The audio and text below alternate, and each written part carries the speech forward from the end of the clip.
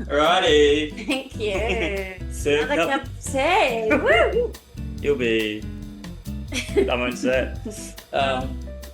Go on. So give it to me straight. I've been thinking about this for quite a while, but so many tools out there, so little time.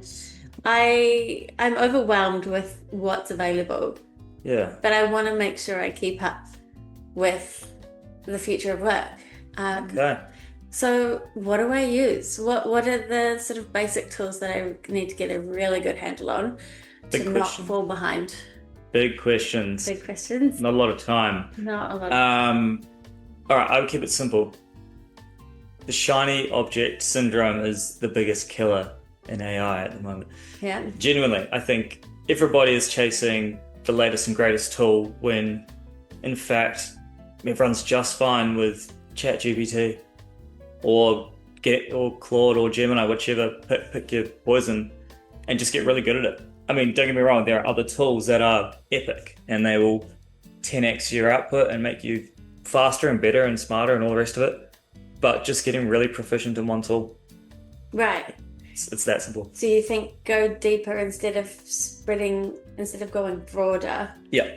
maybe just get really good at using ChatGPT, train it, let it get to know you. Yeah. Because mine doesn't know me, and I know yours knows you because you can write things like use my tone or Yeah, right. Are you on the paid or free? I don't know, Okay, probably on free.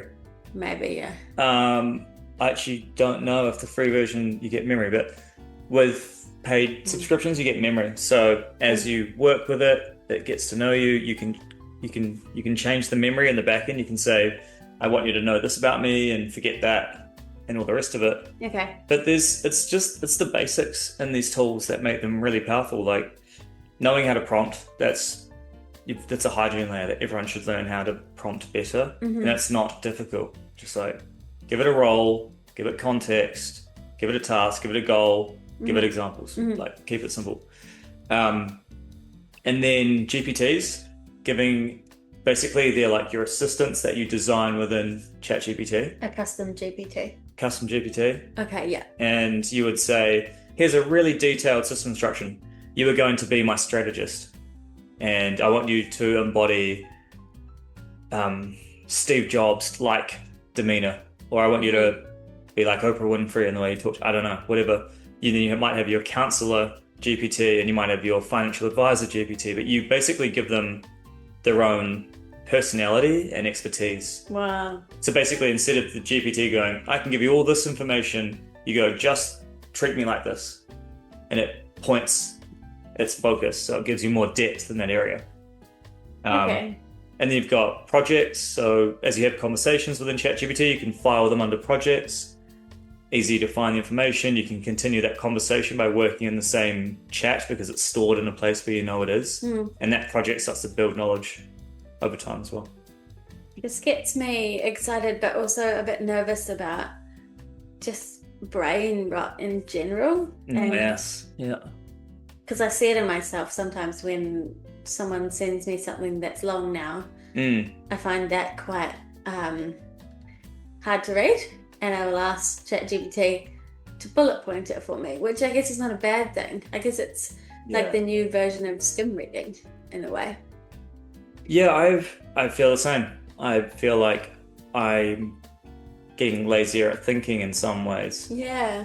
But I don't know if I'm telling myself that. I don't know if it's because the headlines tell me that or if I'm genuinely feeling that. I think there's kind of the trade-off. Okay, ideally you should use your brain first, then layer in AI. There were studies done, I can't remember who did it, but it was released a few months back. There were different groups. One was AI only, one was AI, then human thinking, and then there was one that was human thinking followed by AI. So 3 or 4 groups. Okay. And the ones who thought first as a human and then used AI, their brains saw more stimulus. Those who only use AI saw the least stimulus. The middle group, somewhere in between. Right, go figure. And so, like, sure, there's, of course, use your brain. It's like a muscle. It's like exercise. You've got to stay fit and all the rest of it. Yeah. I think that is vitally important, and actively trying to remember to do that is really difficult when there's an obvious cheat code over here to use in some way. Then there are people who say you should use your brain more and more and more, and AI less and less and less, and there's probably a good argument for that. We haven't seen this big, it's like a society experiment in some way. We haven't seen it play out, how it's going to impact us in the long term, especially kids who haven't developed yet. Yeah. And then you've got the other side of the coin, which is, okay, I could think more. That might be better for my own brain health over the long term. And of course, that adds up and compounds day on day. But at the same time, if I'm accelerating my ability to get through work and produce more and higher value outputs more consistently, because AI is smarter, faster, more consistent, less human error, I'm going to produce more, which means I might get more experiences because I'm promoted or my business does better, I achieve more, I get more experiences. Like, I think that's how I like to think of it. Like, sure, you might use your brain more, but the experiential side of moving through life quicker in some ways, moving up the food chain in some way, is also just as valuable. Yeah, I guess it's just a bit of a lesson to keep both parts of your brain active. Yeah, I think it's vitally important, and the way that we should be thinking about it is the same way people have like no device Sundays. Maybe there's a no device, no AI period of time at work, or making sure people read more. There's lots of ways that we can think about it. And devices as a problem, or technology as a problem, has been around since TV was a problem.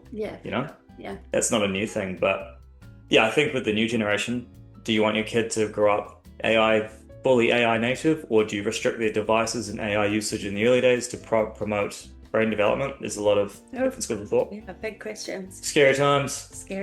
One for us to think about. I know which camp I'll be in. That you do. Oh, cheers. Doing it.